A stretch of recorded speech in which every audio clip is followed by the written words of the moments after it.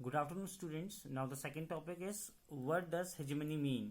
Hegemony का मतलब क्या होता है? तो यहाँ पर बेटा देखो, हम सबको पावर की ज़रूरत पड़ती है and we all are always keen to have more and more power. हम लोगों को हमेशा पावर चाहिए और हम लोग सोचते हैं कि जितनी ज़्यादा पावर होगी तो उतना बेटर रहेगा, और हर कोई अपनी पावर का यूज़ करके दूसरे को डोमिनेट करना चाहता है. तो similarly in world politics also the criteria is same, in which the one country tries to have gain more and more power and try to dominate the other country.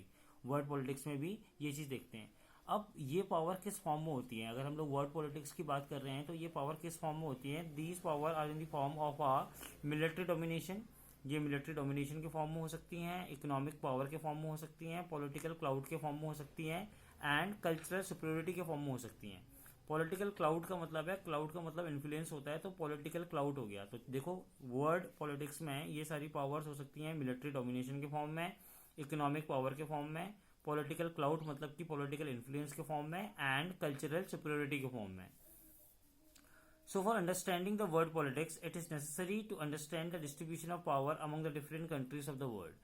अगर हम लोगों को वर्ल्ड पॉलिटिक्स को समझना है तो हम लोगों को distribution of power in the entire world को भी समझना पड़ेगा. So it is very important to learn about the distribution of power in the entire world between the different countries. For example, during the year of Cold War 1945 and 91, the power has been divided between the groups of countries, and the US and USSR were the champions. The central power, say the Union power, vested in US and USSR during the time of Cold War. Now I have written an example from your NCERT book that, for example, during the Cold War era के time पे जो power थी वो किन के बीच में? US और USSR के बीच में. सारी कंट्रीज को इन्होंने अपने कंट्रोल में लिया था और ये खुद एक सेंट्रल और यूनियन गवर्नमेंट की तरह उनको डायरेक्ट करते थे, उनको कंट्रोल करते थे. तो ये याद रखना कि कोल्ड वॉर के टाइम पे there were two division of power, that was between US and USSR. Then after the disintegration of USSR all the power came in the hand of US. और यूएसएसआर के disintegration के बाद जब USSR disintegrate हो गया तो उसके बाद जो सारी पावर थी वो किसके हैंड में आ गई? यूएस के हैंड में आ गई. Earlier it was a bipolar world and US and USSR, but the collapse of Soviet union the world was unipolar, the America was having all the power.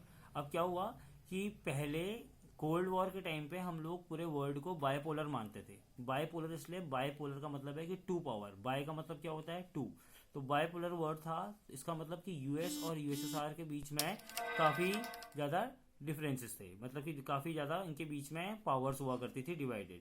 और जब कोलैप्स हो गया Soviet union तो उसके बाद क्या हुआ कि यूनिपोलर वर्ड आ गया. यूनिपोलर का मतलब क्या होता है? The America was having all the power. अब यूनिपोलर का मतलब है कि अमेरिका के पास